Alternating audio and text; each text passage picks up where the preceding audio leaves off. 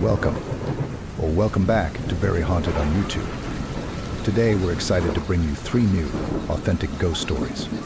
Our channel is dedicated to narrating true ghost tales, allowing you to immerse in the experience and form your own interpretations of the supernatural.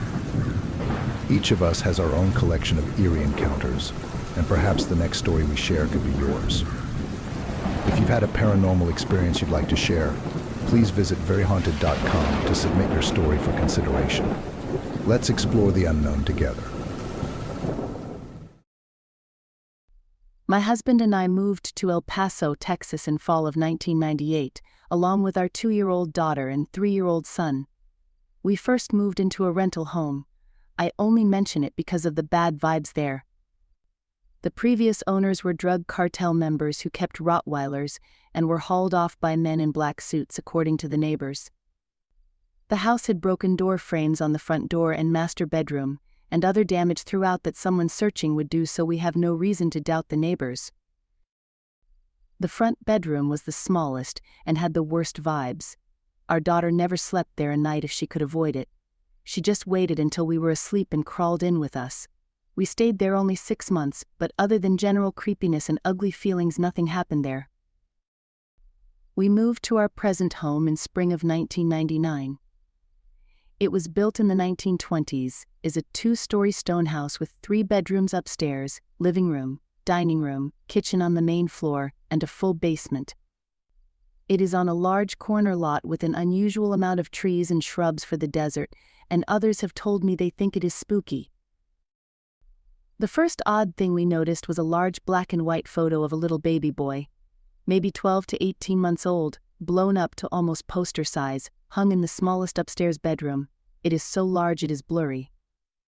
You cannot help but think they would have taken a better picture if the child were alive. It is expensively framed and looks to be from the early 60s or even 50s. Couldn't leave that, they're kind of afraid to throw it out, so I ended up putting behind the headboard of the bed in the master and kept unpacking. Being the smallest bedroom, the picture room fell to the smallest child, but this was never a problem. From the very first night on, the daughter slept in her own bed and didn't bother us unless she had a bad dream or tummy ache or some such. We chalked it up to the bad vibes in the rental being gone, but we were very surprised at the sudden change. My husband and I did not sleep so soundly. 3 times in the first 2 months we went to bed only to hear a huge crash downstairs as soon as our heads hit the pillow. It sounded like a cement block crashing through the front window onto the hardwood floor. We would rush downstairs and find nothing. No broken glass, no large object, nothing at all. We rationalized things like maybe all those VCR tapes the kids had out had fallen from an end table, but I really thought they were on the floor anyway, and there wasn't something to blame it on the second or third time. Seems like something that sounds like breaking glass and a boulder crashing onto bare wood would be pretty easy to spot anyway. We chalked it up to something, or that was weird. About 2 months after we moved in, the hubby and I finally moved the last 3 or 4 large furniture objects to the floors they needed to be on, and we were exhausted. When my head hit the pillow and I heard that crash, I still sat up, but hubby didn't. I looked at him and said, "I'm not going." He grunted affirmative, and we went to sleep. We never heard another one of those crashes again. However, I would never stay down on the main floor at night alone. I had a creepy, uncomfortable, unsafe feeling, only at night. I assumed I was wimpy and just went upstairs to read or something early if hubby was away on business. About a year later, I woke up one night to a child's voice softly calling "Mama, Mama" from outside the master bedroom. I assumed it was one of the kids. I dragged myself up and out into the hall, more of a large landing between the bedrooms. I was facing the bathroom, which had a kid's bedroom to either side and stairs to my right. I paused for the next mama to figure which way to go. It came from the stairs. I stopped dead and listened, straining to wake up as fast as possible, wondering what the little bugger was up and roaming around for. It came from further, like the downstairs hall. Then the kitchen, and finally it sounded like it was in the backyard. I did not hear a door. We have an open window downstairs because we had an evaporative cooler at that time, not central air. That is how I knew it was the backyard. I was just standing in the hall in shock. until I shook it off and took a couple of steps into the boy's room. He was sound asleep, ran a couple steps back to the girl's room. She was sound asleep. And then I hauled back to my own bed and smashed up against hubby with my eyes bugged out and hid up under the covers. I did not tell him what happened. I was too shocked. I did not like it that the ghost used mama like my kids. To me it meant it was watching us. About a year after that, it was probably around 2001 or 2002, we were at my mother-in-law's house sitting around on the front porch one night, and some of the family started telling ghost stories. Supposed to be true ones. So I got brave and told my mom a story. This was the first time I had ever told a soul.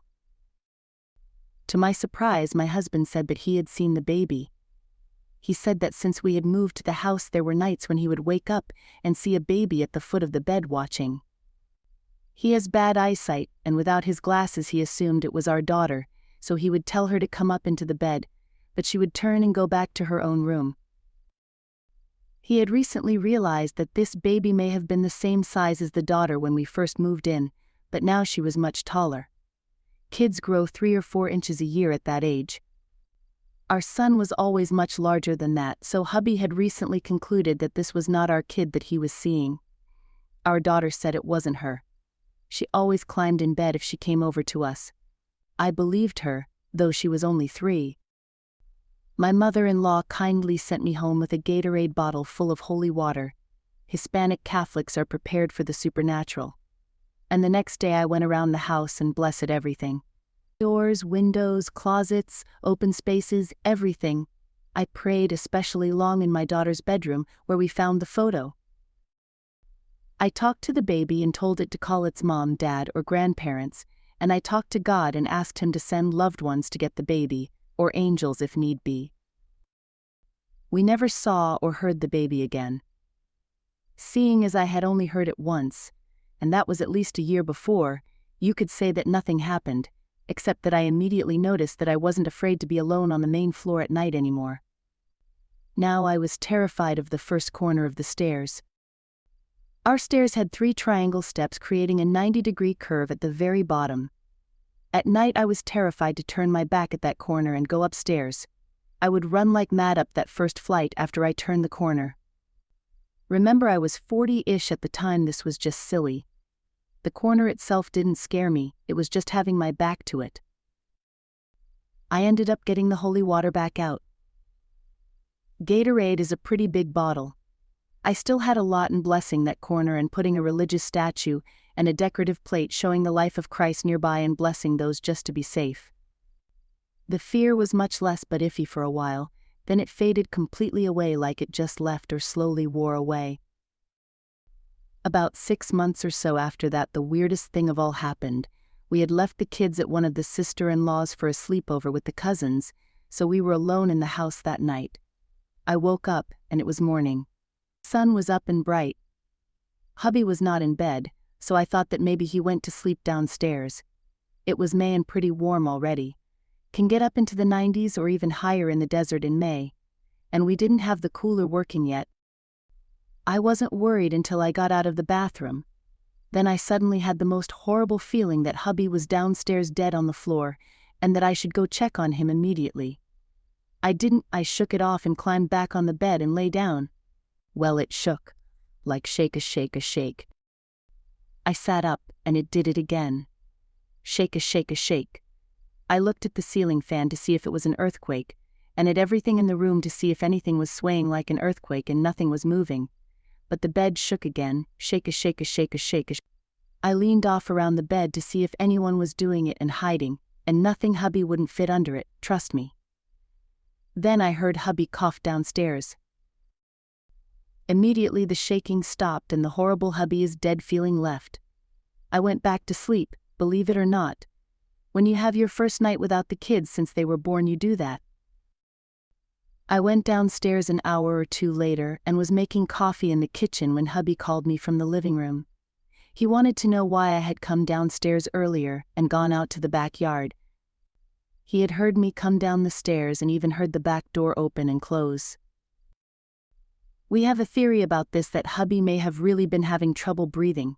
He has sleep apnea, and can stop breathing for long periods of time. Maybe the ghost was genuinely concerned. Notice that the mama voice went down the stairs and out to the backyard, and now the bed shaker did the same thing. That was the last really unexplainable thing that has happened in the house, and it was over 10 years ago. Recently we did some painting fixing up in the kitchen that may have triggered a dream visit this past summer, 2015. I was taking a nap, and in the dream I was in the living room when I heard a key in the front door lock, and the door opened. A very tall, around 6-foot lady came in, a little heavy but not terribly overweight. Her clothes reminded me of how my mother dressed in 60s. Even the hair was a variation of what we kids called helmet head, popular with ladies back then. I did not know her. I would guess her age to be 30-ish. I was shocked and ran screaming up to her, telling her to get out of my house. She completely ignored me, gazing around over my head. I am not much over 5 foot. She looked around slowly and walked through the house, not in any rush. I ran circles around her like a mad hen, threatening her to get out. I felt strongly that inside she was empty, hollow, devastated, in an emotional dead space past pain and grief. It didn't really register with me because I was focused on getting her out of my house, but I felt it. She walked through the house to the back door and went outside to the yard. In the dream I was trying to wake up because I was so upset, but no luck. I found a cell phone in the kitchen, and I called the cops, all the while looking out the window at the woman, who was just standing in the yard. A cop came and I showed him out back. He got her attention and spoke to her. He wasn't threatening her at all, just talking, but she looked at him, pulled out a pistol and shot him dead.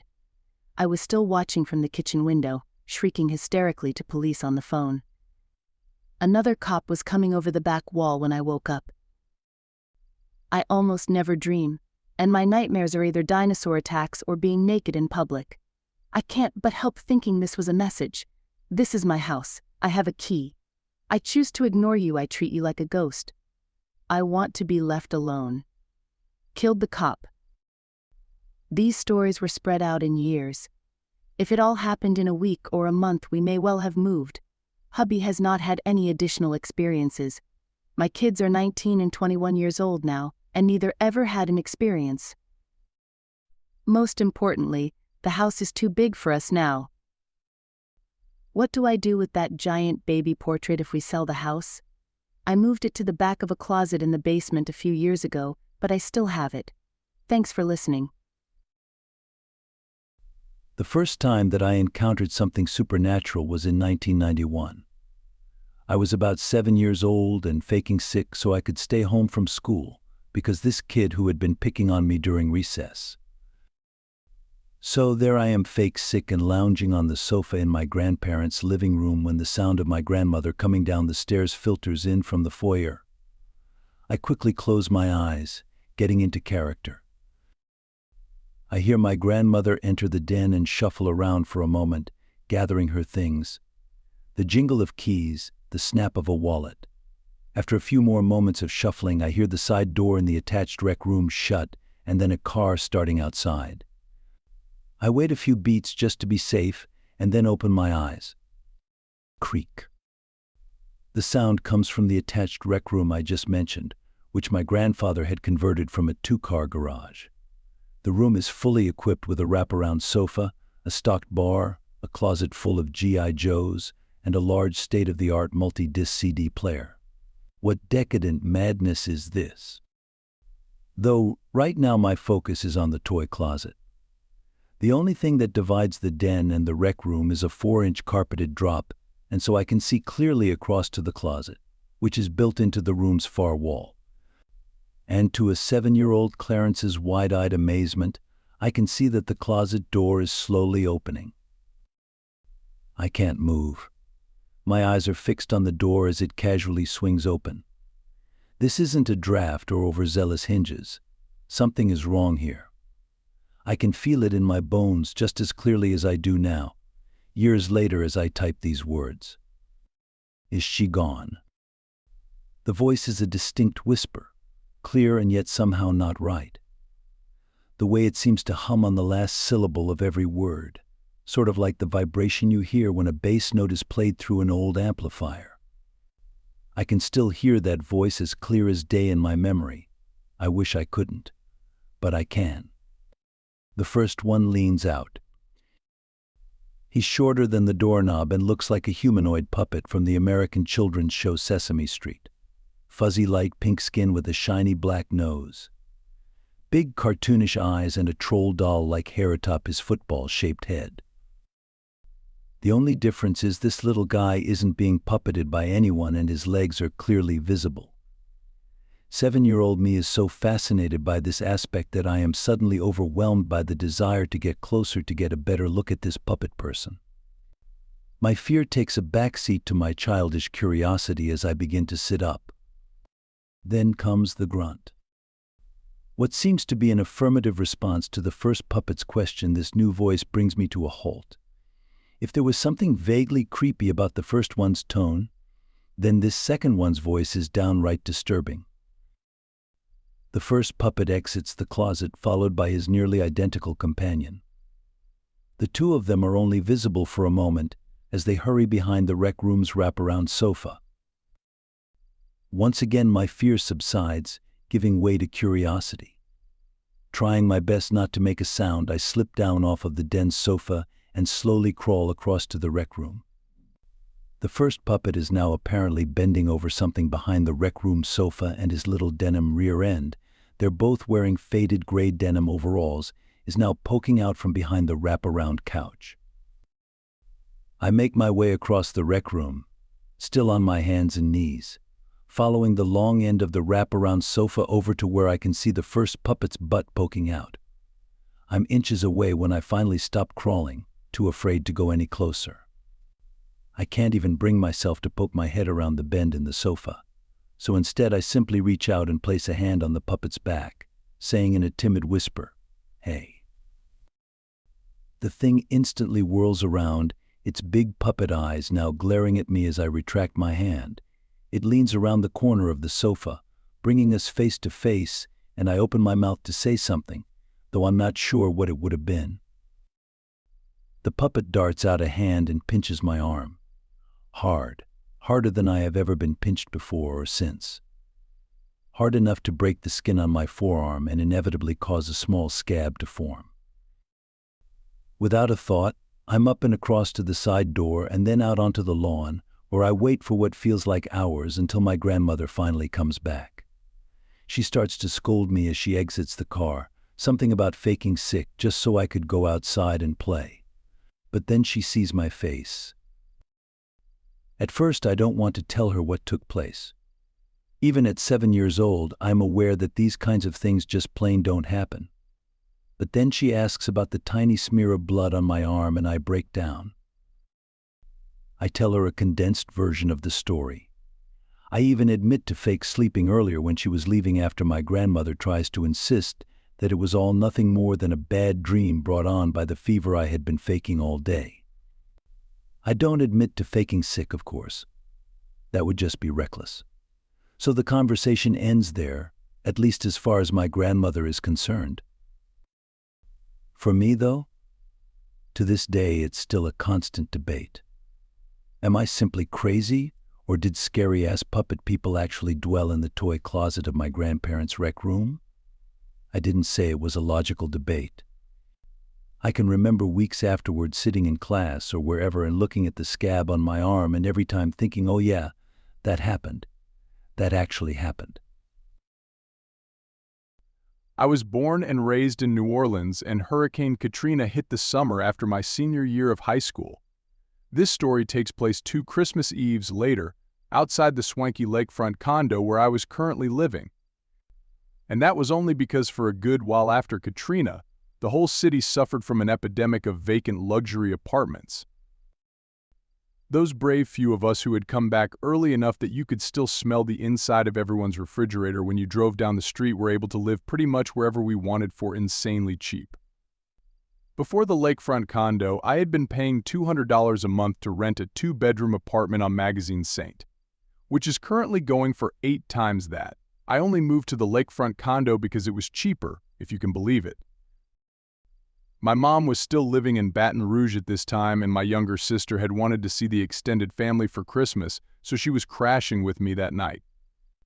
Even though she was in her late teens by this point, it had been a rough past few years, and my mom wanted to surprise my sister with Christmas presents when she woke up in the morning. Which is how I ended up spending most of that Christmas Eve night driving all the way to Baton Rouge and back, my trunk now full of wrapped presents and my sister's dog May in the passenger seat, panting with anticipation. This was during the 2 whole weeks of winter we get here each year, and I remember it was cold enough that night that there was snow on the I-10. For a lifelong NOLA native, that sight alone was pretty surreal. I finally got back to the condo at about 3 a.m. and had parked out front instead of inside the parking garage to make it easier to unload the car. I called my girlfriend to confirm that my sister was asleep and was waiting for her to come down and take May so I could safely sneak the presents up. I wanted to save my girlfriend time and meet her at the entrance to the complex, so I clipped May's leash to her collar and we exited the car. We had just started toward the building when it happened. Now, you need to understand that May is one of the sweetest dogs ever. Whenever she sees literally anybody, her tail starts wagging because she knows there's at least an off chance she might get attention. I've never heard May growl for real until that moment, and it took me a second to realize it was even her making the noise. My gaze was on the building's entrance when the growling started, and I looked down just in time to see May stop dead in her tracks and then hunch down so low, her belly was almost touching the ground. She was looking at the vacant lot bordering the left side of the condo complex, and I reflexively turned to follow her line of sight. I saw a crying woman standing there, just beyond the corner of the building. She was in her 30s and had vaguely curly blonde hair, barefoot and wearing only a white t-shirt that was long enough to resemble a nightgown. The woman was sobbing, and normally, if I were to see a half-naked woman sobbing in the middle of the night, I'd like to think my first reaction would be to try and help her. But something about the sound of May's growl had sent a chill up my spine, and when I spotted the woman, I froze in place as alarm bells began to go off from what felt like the most primitive parts of my brain. And as soon as she saw me see her, we locked eyes, and the woman let out the most blood-chilling scream I had ever heard. If you've seen that recent Ring camera footage of a car driving by someone's house with a possible female kidnapping victim in the passenger seat, this woman's scream sounded a lot like that. She pointed out at the lake in front of her behind me as the scream seemed to go on forever. Even longer than you'd think someone could scream. And then she was gone. The woman didn't fade away. It wasn't even like I blinked and she had vanished. She was simply there, and then she wasn't. Her scream cut off just as suddenly, but the sound of it still ringing in my ears. About a week later, one of the maintenance men told me that before Katrina, a homeless couple with 2 kids used to live out of an old shed that had been abandoned on that vacant field between the complex and the neighboring building. Of course, they hadn't been seen since the hurricane, and like many of the city's homeless, were presumed dead. And of course, my description of the screaming woman matched the mother of this homeless family exactly, down to her slightly curly blonde hair and the long t-shirt she wore like a dress, which led me to conclude that she hadn't been pointing at the lake. She had been pointing at the floodwaters. Thank you for joining us. Remember, the realm of ghosts and spirits is vast and filled with untold stories, and one of them could be yours. If you're brave enough to share your encounter with the paranormal, we're here to listen. Visit veryhaunted.com to submit your ghost story for a chance to be featured. Until next time, keep the lights on, stay curious, and embrace the mysteries that lurk in the corners of our world. Good night, and stay haunted.